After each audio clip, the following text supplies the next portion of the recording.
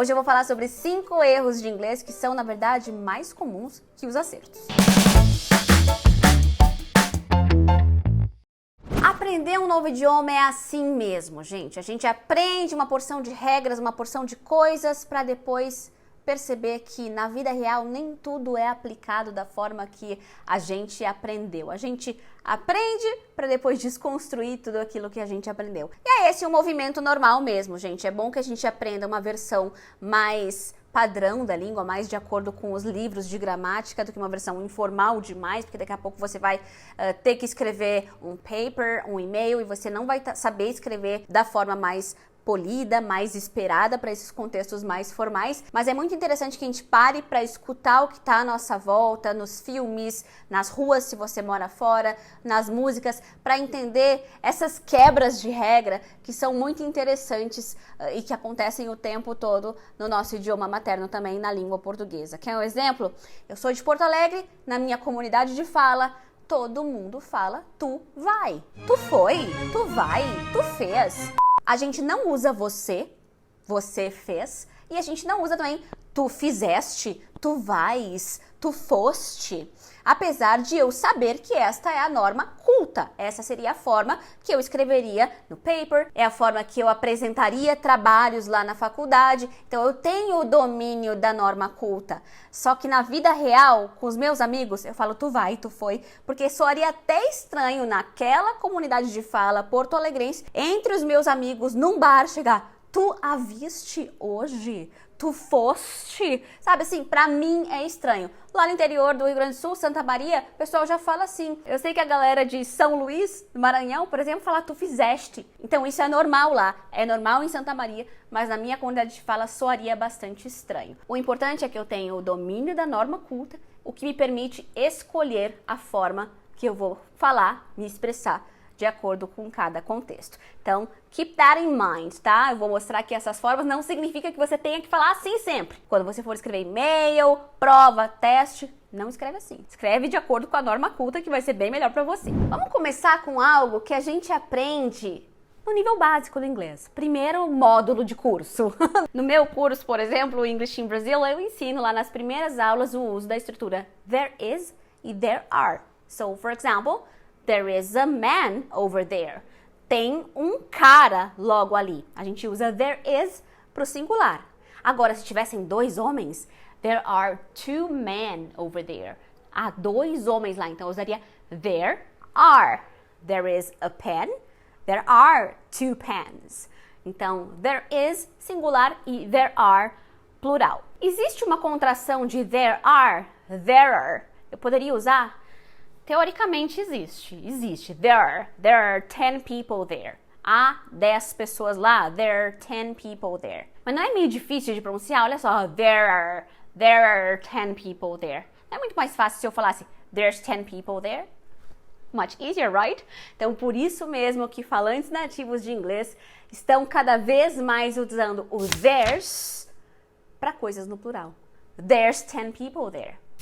There's too many things to do now. There's only 2 candies here. There's. Inclusive para o plural. Você já percebeu isso? Já viu isso na vida real? E não só pro there's, viu? Pro here's também. Here's your things. Aqui estão as suas coisas. Em vez de falar here are your things. Olha que difícil. Here are your things. Até me enrolei. Here's your things. Muito mais fácil. Here's your things. Então esse é um processo natural, não só no inglês, mas em qualquer outro idioma, que quando você tem algo meio complicado de pronunciar ou de falar, simplifica para facilitar a nossa vida. Mas será que usar there's many people seria meio estigmatizado, assim, tipo nós fumo no português? Que a gente sabe que é falado, mas é mais estigmatizado do que dor nos pés. Por exemplo, dor nos pés a gente aceita, nós fumo não é qualquer lugar que aceita, né? Então, qual seria o nível de informalizada desse there's many people? Nada melhor do que perguntar para um falante nativo dessa língua, né? Por isso eu vou chamar um professor do Cambly para falar um pouquinho sobre isso. Se você não sabe o que é o Cambly, é uma plataforma para você fazer aulas particulares de conversação com professores e tutores nativos do idioma. E eles estão com uma novidade maravilhosa que eu tenho certeza que vai fazer você sorrir, que é a Black Friday antecipada. Planos anuais com 60% 50% de desconto. Então, usa esse meu código aqui para você fazer uma aula de conversação gratuita para experimentar e também para ganhar 60% de desconto em todos os planos anuais. E corre porque essa promoção é por tempo limitado, tá? Só até o dia 13 de abril. David, would you use there's many people instead of there are many people? I would definitely use theirs. It's easier to express myself, and it's I guess more common whenever you talk among friends. So it's just something that just it comes out naturally. And do you think it sounds, I don't know, too wrong? Or it's just a common mistake that anyone would make? Mm, I don't think it's too wrong, but yeah, definitely it's a common mistake because, like I said, it's easier to conversate and it just comes out more natural. I mean, we're not so focused on, of course, depending on what we're talking about, if it's in school or if it's just with your friends. It really depends if you're focused on your grammatic mistakes. Would you ever use there are, like the contraction, there are many people? There are many people. They are well there. I think that one. It's I think it would be more common to use they. There are many people instead of there are many people. Vamos falar agora sobre os verbos drink e o passado drank e o particípio drunk. Qual seria o correto de acordo com a gramática normativa para eu perguntar para alguém: você alguma vez já tomou caipirinha? O correto seria: Have you ever drunk caipirinha? Porque quando a gente usa o present perfect, o verbo tem que estar no particípio, que é a famosa terceira coluna de verbos irregulares. Então é drink, drank, drunk. So, have you ever drunk? Have you ever drunk caipirinha? But guess what? Eu tenho observado cada vez mais que falantes nativos do idioma erram essa conjugação. Eles falam have you ever drank? A primeira vez que eu ouvi, eu pensei, gente, eu tô doida? Ou ele que tá doido? Quem é que tá doido aqui? Não é possível. Então, have you ever drank, que seria incorreto de acordo com a gramática. E quando eu escutei isso numa conversa informal, eu tava nos Estados Unidos, eu parei. Eu falei, wait, let's talk about language now. I know we're talking about drinking things, but let's talk about language. E aí eu perguntei, como assim você usou drank? Aí a pessoa, tá errado, né? Drunk. E eu perguntei por quê. E a pessoa disse, porque quando eu uso drunk, parece que eu tô falando que alguém tá bêbado. Então esse é o sentimento daquela pessoa. Have you ever drunk? Parece que a pessoa ficou bêbada, né? Então por isso evitam de usar o drunk usando o drank, que seria a conjugação incorreta, ou usando outro verbo. Have you ever tried caipirinha? Você já experimentou? Ou have you ever had caipirinha? Você já tomou? Dá para usar o have a drink, for example. Então, usar o have em vez de usar o drink. Então, tá aí um erro que tem se tornado cada vez mais comum. O próximo erro, sempre entre aspas, né? Itálico. O próximo erro é não usar o verbo auxiliar em perguntas. Isso daí eu já vi vários alunos me perguntando, teacher, mas a senhora me ensinou que para fazer uma pergunta no passado eu tinha que usar o did. Então, por que o cara falou lá no filme you went there, em vez de did you go there? Por quê? Porque a língua é assim, gente. A língua é assim. A gente aprende para desaprender. Então, é um desvio da norma culta, mas é muito, muito comum a gente fazer perguntas não usando a estrutura perfeitinha para formar perguntas no passado, por exemplo. Então, em vez de falar did you go there, informalmente você pode falar you went there? You went there? Em vez de did you go there? No presente também. Então, em vez de eu perguntar do you want a cookie? Informalmente, want a cookie? Want a cookie? Tipo, eu já imagino assim, entre amigos, sabe? Want a cookie? Quer uma bolachinha? Sabe? Em vez de eu falar, tu queres uma bolachinha ou quer uma bolachinha? Quer uma bolachinha? Want a cookie?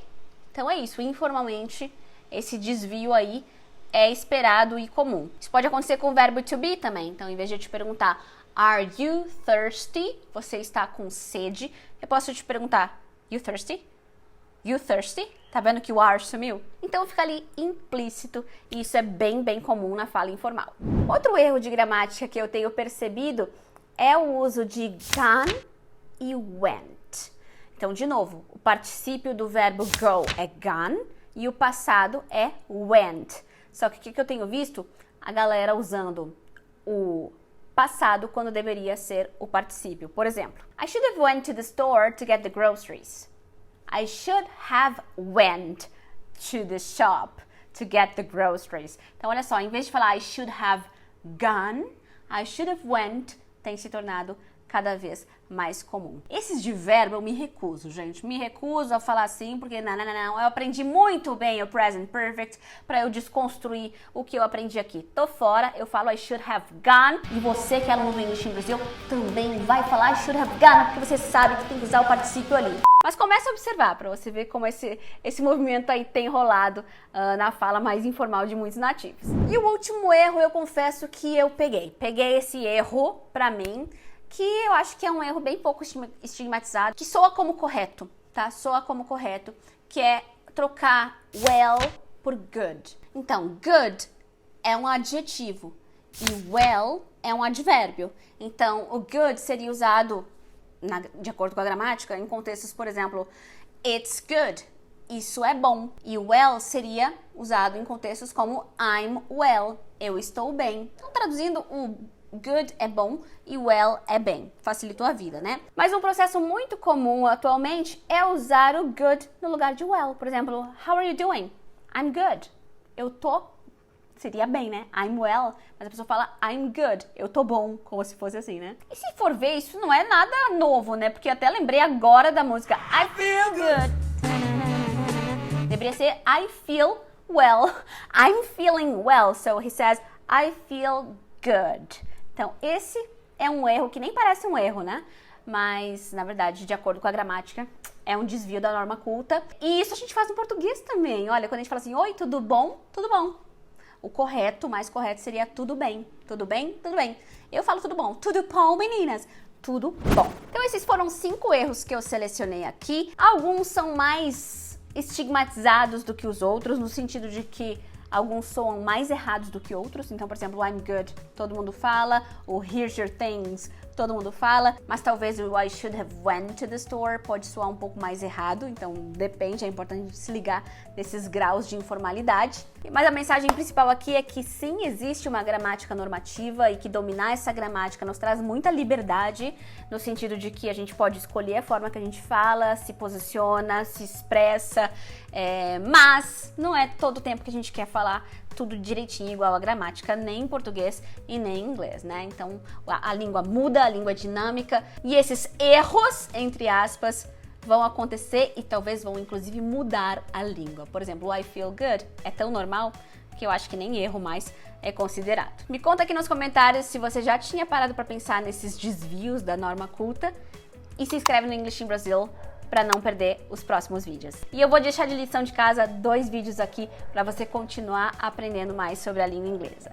See you next video. Bye!